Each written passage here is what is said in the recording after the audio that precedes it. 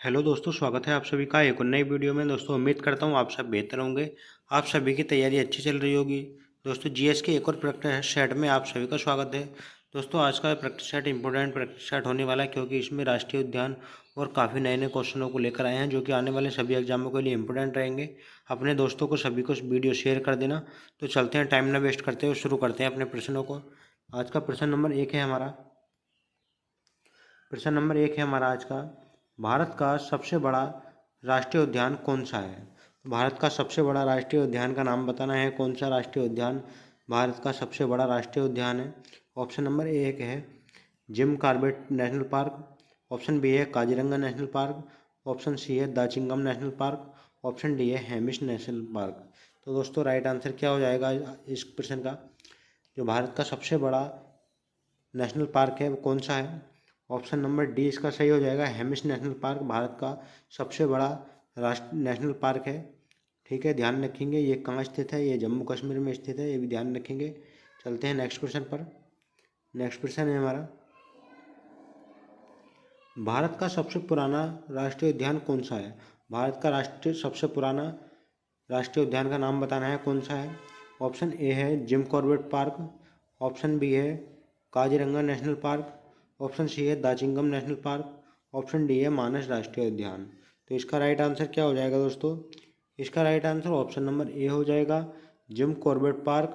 Gym Corbett national park Bharat का सबसे पुराना नेशनल पार्क है।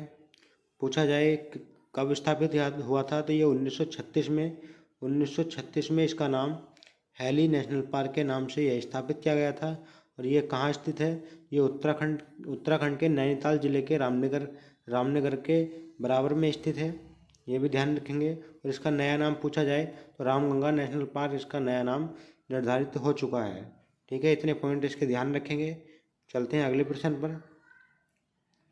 अगला प्रश्न है हमारा, दुधवा नेशनल पार्क भारत के किस राज्य में स्थित है। दुधवा नेशनल पार्क भारत के किस राज्य में स्थित है, ये बताना है। ऑप्शन ए है उत्तराखंड में। ऑप्शन बी है उत्तर प्रदेश में। ऑप्शन सी है मध्य प्रदेश में। ऑप्शन डी है बिहार में। तो इसका राइट आंसर क्या हो जाएगा दोस्तों। इसका right answer option number B सही हो जाएगा। दुधवा नेशनल पार्क उत्तर प्रदेश के लखीमपुर खीरी में स्थित है। ध्यान रखेंगे, लखीमपुर खीरी में स्थित है। और यह उत्तर प्रदेश का एकमात्र नेशनल पार्क है, ध्यान रखेंगे। और बिहार का पूछा जाए तो बिहार में वाल्मीकि नेशनल पार्क है, जो कि एकमात्र नेशनल पार्क है बिहार के अंदर भी। नेक्स्ट प्रश्न पर चलते हैं। नेक्स्ट प्रश्न है हमारा, सर्दियों के समय साइबेरियन सारस भारत में कहाँ पाए जाते हैं। सर्दियों के समय साइबेरियन सारस कहाँ पाए जाते हैं, ये बताना है। ऑप्शन नंबर ए है घाना पक्षी विहार में। ऑप्शन बी है पेंच पक्षी विहार में। ऑप्शन सी है केवलादेव पक्षी विहार में। ऑप्शन डी है बांदीपुर पक्षी विहार में। तो इसका राइट आंसर क्या होगा दोस्तों। इसका भी right answer option number C हो जाएगा। केवलादेव पक्षी विहार में सर्दियों के समय साइबेरियन सारस पाए जाते हैं। तो यह कहाँ स्थित है, यह राजस्थान के अंदर स्थित है। राजस्थान में यह स्थित है केवलादेव नेशनल पार्क। और इसमें साइबेरियन सारस सर्दियों के समय में पाए जाते हैं। चलते हैं अगले प्रश्न पर। अगला प्रश्न है हमारा, सुंदरबन का डेल्टा कौन सी नदी बनाती है। सुंदरबन का डेल्टा कौन सी नदी बनाती है, बताना है। ऑप्शन ए है गंगा। ऑप्शन बी है यमुना। ऑप्शन सी है गोदावरी। ऑप्शन डी है ब्रह्मपुत्र।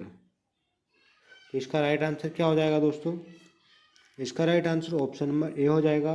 गंगा नदी सुंदरबन का डेल्टा बनाती है। ठीक है, यह बांग्लादेश के अंदर बनाती है, जो कि बंगाल की खाड़ी में बनाती है। और पूछा जाए गंगा नदी के बारे में, तो गंगा नदी हमारी गंगोत्री ग्लेशियर से निकलकर उत्तराखंड से निकलती है। उसके बाद हमारे बिजनौर ज़िले में यूपी में प्रवेश करती है और बहती हुई ये पश्चिम बंगाल चली जाती है।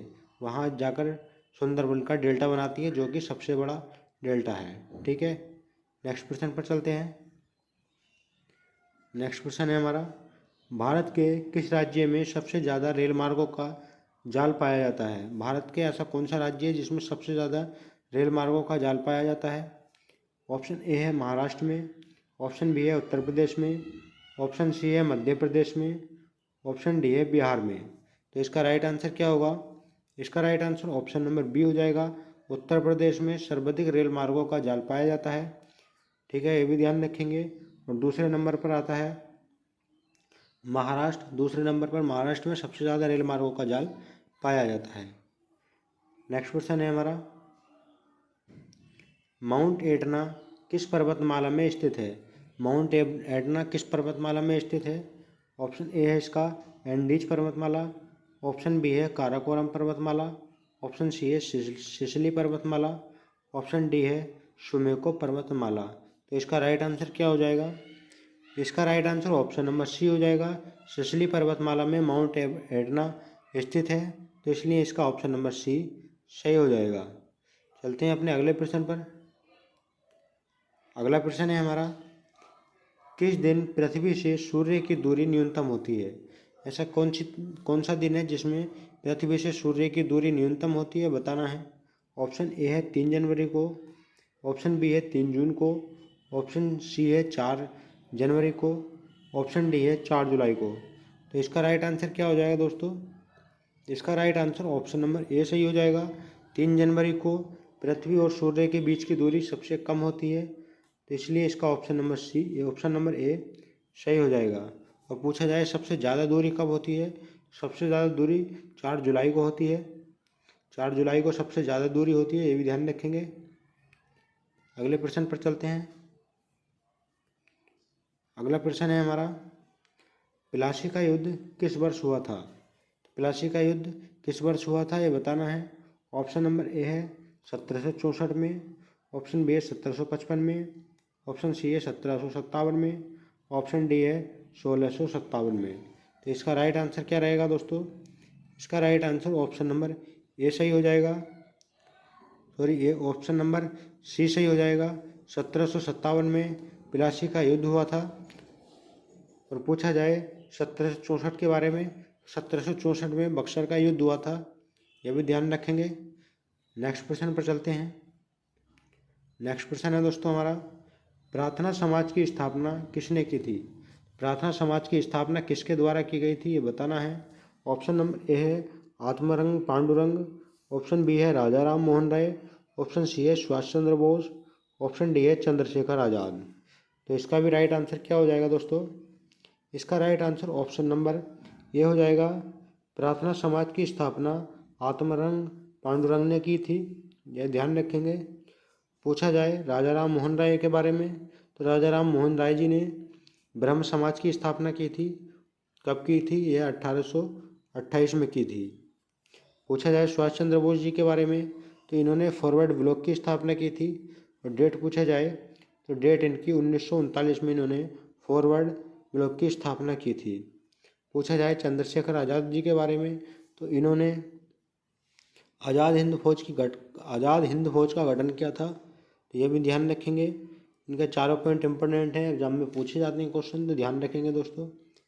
ठीक है, आज की वीडियो में इतने ही प्रश्न रखते हैं। मिलते हैं अगली वीडियो में, तब तक के लिए जय हिंद जय भारत।